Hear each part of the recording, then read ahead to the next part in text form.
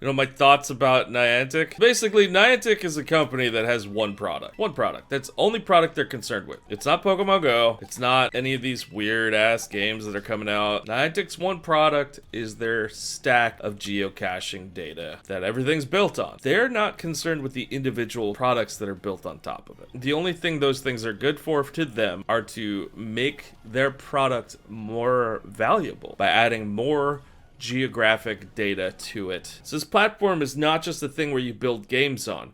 It's a thing where other corporations can now get this data and be like, okay, this person likes to go here. Or they'll go and they'll engage this specific landmark. And that specific landmark is usually built around sponsorships. Look at how many people engage with this gym, engage with this Pokestop. Look at all of the data. It's really deceptive when they say like, oh, we've noticed that most of the raids now are being done remotely. That's not what we envisioned for the game. Now, when they say that, there's no vision for the game. They're just aggressively protecting this one product that they have. And that product, its entire value is based upon in-person physical interaction with actual locations. They feel like remote raiding has kind of tainted their data. So their data is all messed up now because so many of us just do stuff from home. So they would rather just get rid of us than to endanger their product. Their one product that they are aggressively defending right now. What normal companies usually do. I mean, innovative companies. Companies that have a future and they can see where things are going. And the industry seems to be going in a direction where it's less about being in person. That's the way employment is now. It's less about being in person in the office. And companies that stick to that are starting to become the fossils of yesteryear. Niantic isn't recognizing that this has happened with their audience. They're not recognizing that a global community of remote players has developed over these 3 years. They're saying it's a course correct. It's just them protecting an old model. They don't want to innovate. It's like the old days of advertising. What are we going to do? Everything's online. How are we going to advertise to people? Ad companies figured out a way to gather good data that helped them advertise to people on the internet. Way more successful than it used to be in the old days.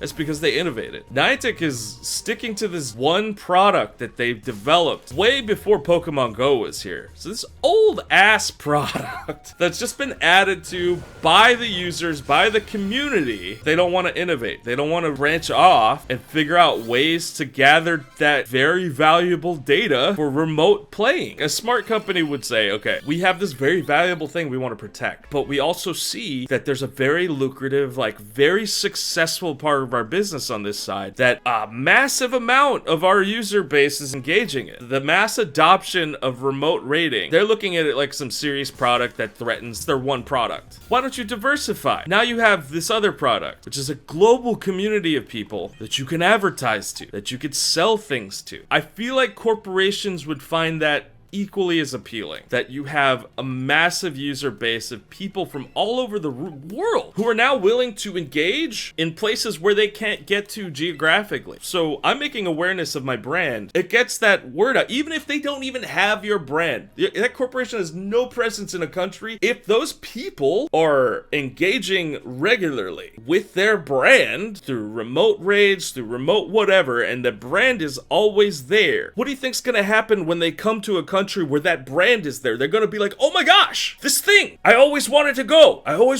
Guys, the amount that you could do with your product and with this data, if it's not just a geocaching product, if there's something else to it, you've now given corporations something else they can buy into. The fact that they're just taking this massive success that they've had with remote raiding, and they're not trying to develop that at all. They're just like, screw it, that's not the way we want you to play. You're threatening our model. That's the stupidest, laziest, least innovative thing for a company, especially a tech company. Sure, you could chalk it up to like they have a mission statement and they want to stick to it as a culture and as a company. But I feel like this should be an opportunity. Last 3 years, you've developed something that you can cultivate into something that you could sell. The incentives they're giving us for going in person, they're not incentives. It's stupid. Before the pandemic, my community wasn't really showing up that much for raids anymore. Heck, we weren't even showing up to do lucky trades with each other. It's because those features, they barely changed. They're the same dull, boring crap that people aren't really excited about anymore. Give us something to be excited for. If your stack wasn't just location-based information, if you had developed it in a different way, then you could take these things that have gotten kind of tedious and boring and make them remote. Make it part of that other element of your product. Cultivate this global community that you've developed over the last 3 years. Because we're not going to keep on feeding you our good data if you're not engaging us in a meaningful way. And the way that they're treating this, it's like as if rating was the end-all be-all. And it's like, if all we,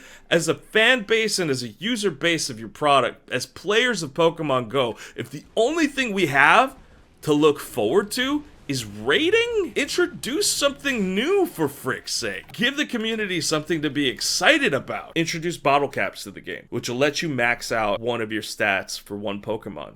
And make it so you get a bottle cap every 10 in-person raids you do. Frick yeah, I'll take that, man. That's an idea. Throwing it out there, I don't know if it'll work. The problem is innovating would involve them to think beyond their one product, and their one product is their stack. That's all they care about. Everything they do is based around that data. Those are my thoughts. If we're dealing with a company that's just strictly focused on their geolocation-based product, and they're not willing to innovate or iterate outside of that, and they pretty much made up their mind, then the route they're essentially taking is to purge as many of this bad data as we can, which means letting go of those users in rural areas or the global community or people who have disabilities and they can't really go out. It's purging the data set of those people and only getting the data set of those who are willing to be part of this geocaching product of theirs, which is sad. It's a sad reality.